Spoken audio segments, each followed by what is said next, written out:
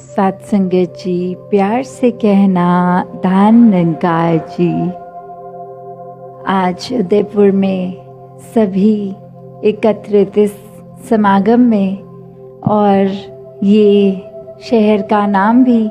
उदयपुर की उदय जो शब्द है राइज के, ये एक हमने किसमें एक उदय होना है, जीवन में आए हैं तो ये असली रोशनी ये ही हर समय उदय रहे कि हम इस परमात्मा, इस निराकार से एक अपना दिल का नाता जोड़ेंगे, हर समय इस रोशनी में रहेंगे तो ये आत्मा हर समय उदय ही है, क्योंकि ये अपने असली स्रोत से जुड़ गई है। कैसे शहर में जब खूबसूरती की भी बात होती है, कहाँ वो पानी भी एक पहाड़ छोटे से कितने खूबसूरत लगते हैं, तो बात वही कि ये खूबसूरती और उसके अंदर विचरण करना, ये परमात्मा ने कैसे वो पानी को जो बनाया उस पहाड़ जैसा नहीं बनाया, एक पेड़ जो बनाए वो किसी और चीज़ जैसे नहीं दिखते, उसी प्रकार इंसानों के अंदर भी एक जो वो रूप बनाया कि चाहे शक्ल आकार अलग हो, रंग अलग हो, भाषा अलग हो, एक दिखने में अलग, एक खाना पीना पहनावा कितना भी अलग हो, किसी भी प्रांत के हों, किसी भी देश के हों, तो बात यही कि जिस तरह इस कुदरत में ये कादर छुपा होता है, ये रचनहार अपनी रचना में होता है, ये रचना के हर उस अंग में है। जिस तरह कोई पेंटिंग होती है तो उसमें वो पानी, पेंट वो हर जगह ही है, तो उसी तरह एक संसार में भी चाहे देखने में अलग, स्वभाव में अलग, फिर भी ये जो एकत्व है, ये एकत्व संभव तभी होता है जब पहले अपने मन का नाता इस परमात्मा से जुड़ा हो, आत्मा ने अपना असली घर, ये निज घर देखा हो कि ये परमात्मा की पहचान आत्मा जहाँ से आई है और ये शरीर ख़त्म होने पे इस आत्मा ने कहाँ जाना है। तो बात वही कि शरीर चाहे कितने भी भिन्न भिन्न हों, सबका एक कॉमन फैक्टर कि ये सभी में परमात्मा है, और यही ब्रह्म ज्ञान द्वारा ये निराकार के जब दर्शन होते हैं, इस परमात्मा के दर्शन होते हैं, तो वो समझ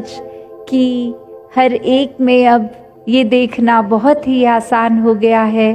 क्योंकि ये जो है बेरंगा, इतना विराट जिसकी कोई सीमा ही नहीं है, इतना विशाल, ये हर समय रहने वाला एक रस, एक सत्य, कि कैसे इसने समय समय पे नहीं बदलना, इसने हर समय एक जैसा रहना है। तो बात वही, जब अपने मन को इस सच्चे के साथ जोड़ लेते हैं, इस सत्य के साथ जोड़ लेते हैं, तो फिर एक पल भर का सुख चैन दुनियावी वो फीका फीका लगने लग जाता है कि एक समय तो एक ही चीज़ है जो इतनी प्रार्थना करके, इतनी मेहनत करके जीवन में लाए, और अब वही चीज़ दुख का कारण बन गई, तो यतन प्रार्थना उसमें लग गई कि ये चीज़ जो जीवन में है ये अब ना हो। तो कैसे इंसान खुद अपनी इच्छाओं को इतना प्रबल कर लेता है, बढ़ा लेता है कि फिर एक वो चीज़ कोई हासिल नहीं तो चैन नहीं, और जब वो चीज़ हासिल हो गई तो भी चैन नहीं।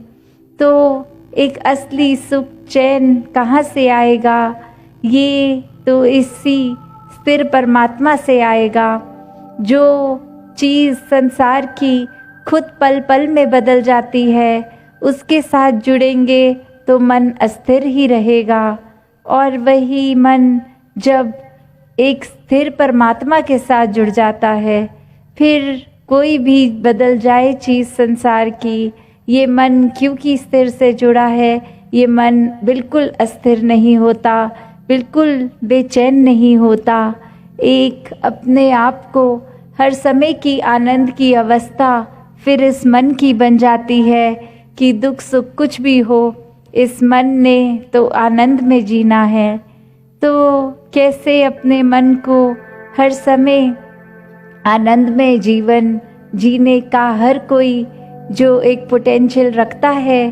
बात सिर्फ इतनी कि इस आत्मा को इस परमात्मा से जोड़ना है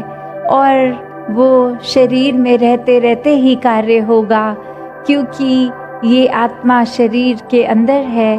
तो इसलिए ये जीवन में शरीर ने सेवा भी करनी है, सुमिरन भी करना है, सत्संग भी करना है, और ये करते करते